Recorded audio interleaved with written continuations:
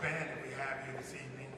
My name is Herb Glenn, and in case you who are regulars here notice that there's something a little different tonight, it's because of the opportunity that my program, We Care Partners, which is a nonprofit, community-based organization, decided to get actively involved to do what we can to help promote the Priory on our local network channel.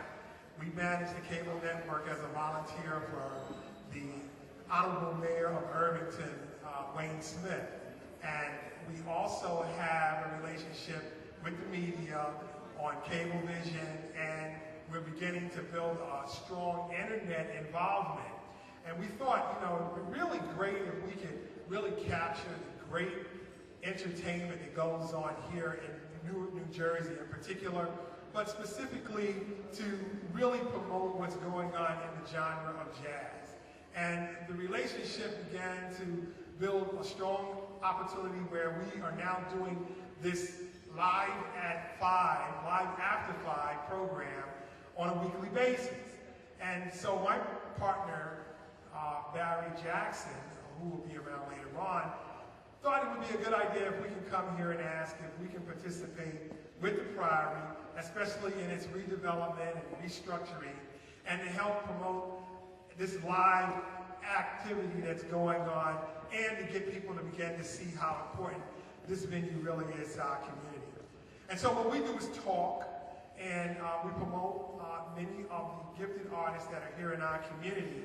And so we want to take this moment to introduce to you Jaleesa Makisha.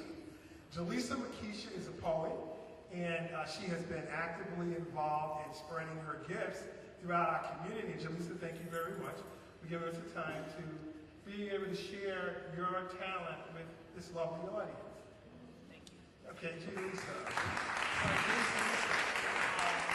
What I want to do is just get a quick bio of you, who you are, and what have you been doing?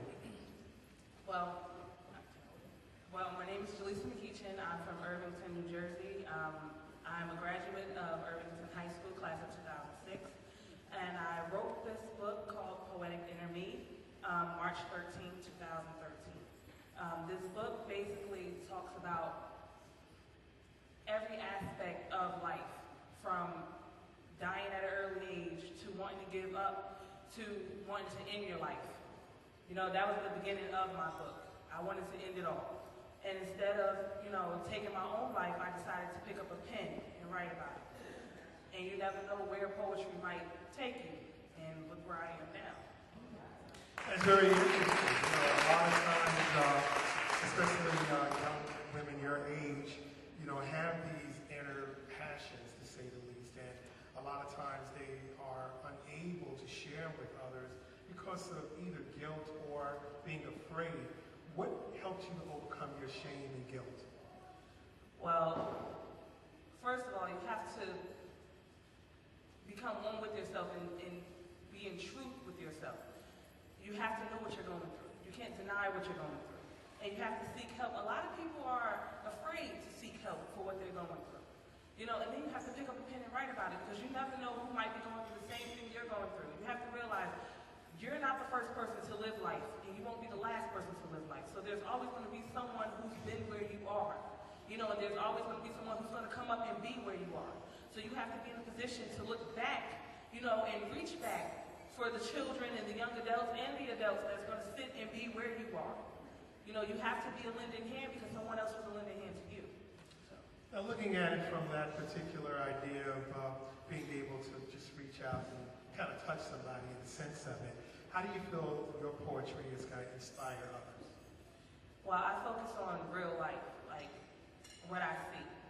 I live in Irvington, which is a stone's throw away from Newark. Every day you hear that someone's dying from this or dying from that, and I just speak on what I see.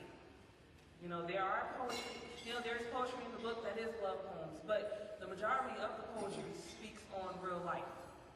Most of the young folk today are trying to really put it to music in the sense of it. I guess rap is kind of like the way poetry has evolved. When I was growing up, it was Gary Bird and the Gary Bird Experience. And, it really gave me a sense of knowing how we can take music and add it to, words that rhyme and things of that nature.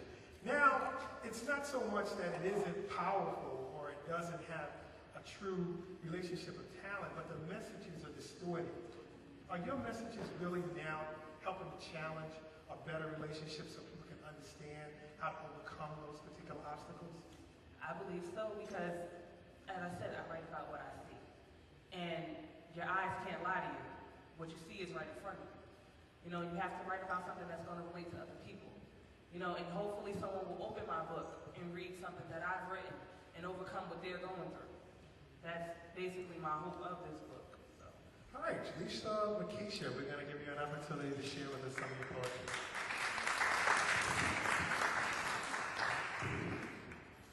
Okay, first of all, I want to, introduce the book. The book is called Poetic Inner Me, and what I'm going to do with part of the proceeds of this book is half is going to go to North and half is going to go to Irvington. And what I want to do is I want to do a writing program or contribute to a writing program. So that way kids that are going through the same thing that I'm going through will realize that you can pick up a pen and write about what you're going through instead of jumping off that bridge or taking a bottle of pills or, just ending it all. So I'm going to share with you 2 poems out of my book. The first poem that I'm going to do is called A Children's Tale. A Children's Tale. Oh man, look at that little girl with her hip in her hand, acting like a bad attitude is in demand, like the habit she's grown up with and up and ran. Look at little dude with his pants in the sag. No need to groom his hair because he wear do-rags. Schoolwork, please. He don't give it a chance, but he could tell you front and back about a crip walk dance. Wasting away. You don't know about the great people who die each day, so you can live in harmony and pave the way. Young ones really better listen to the things you say. For nowadays, one word can send you to your grave. Shattered dreams, because young girls lose their self-esteem and end up naked on the cover of a magazine. Young dudes end up selling drugs and sin to a dude who don't care about him, but he worships the kingpin. Wake up, young brother, because the curtain is closing. While slain and shot bodies are decomposing. Young girls disappearing without no one knowing. And the dude who said he loved you got you tricking and hoeing. Girl, please, straighten up before you catch a disease. Dude really care about you, but you stay on your knees? I know when you get older, you want riches and wealth, but straighten up, young ones, before you're by yourself. Thank you.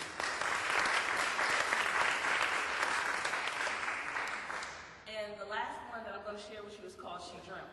Now, I want to talk a little bit about She Dreamt. I wrote She Dreamt because, as I said, I come from Irvington. I love where I come from. But I just don't like the situations that happen where I come from. Every little girl dreams about waking up in a neighborhood where they can just be free and run and grow up and do what they want to do. So, this is called She Dreamt. She dreamt. She dreamt one day that she would wake up in a neighborhood where guns never existed, where buildings were safe and hallways never pissed in. She dreamt. She dreamt of never suffering and never being afraid. She dreamt of grassy meadows where cemeteries laid. She dreamt. She dreamt of never waking up because life and dreams were better. Her life was like a hurricane, full of rain and stormy weather, but she dreamt. Holding her head as gunshots rang through her block. Dudes on the corner selling weed and coke rocks. Women gyrating to the music of strange men, putting money in their hands while they lay on their backs and grin. Why must life be so hard and success so far away? What do you do when tragedy speaks but there's nothing left to say? So she dreamt. See, we face life realities every time we open our eyes. People dying every day, so to me, tragedy's no surprise. See, I live in a world full of misfits who's trying extra hard to fit in. A world full of sex, drugs, misbehaving, and sinning, so she dreamt. See, life is like a game of roulette. You take a spin and see where you land. Today wasn't promised yesterday, and tomorrow's in God's hands. So as she lay in her bed and dream of what life could have been, she suddenly faced reality when her dream comes to an end. Wake up. Thank you. Thank you very much. Lisa, go out and get that sale here. That's what Media Partners is all about. Your public awareness community resource. What we're doing is making the effort to raise awareness about what's important in our community and giving an opportunity for our young folk in particular, but those individuals who have a passion to share their talents and their inspirations with others. And that's what tonight is about here at the Priory, why it's continuing and why we will be dedicated to ensuring that another era of live entertainment here every Friday. Live After 5 is going to be the program that we produce, that we will be airing it on the cable network and on our internet network. Please stay tuned and watch out for us in the future. Thank you very much.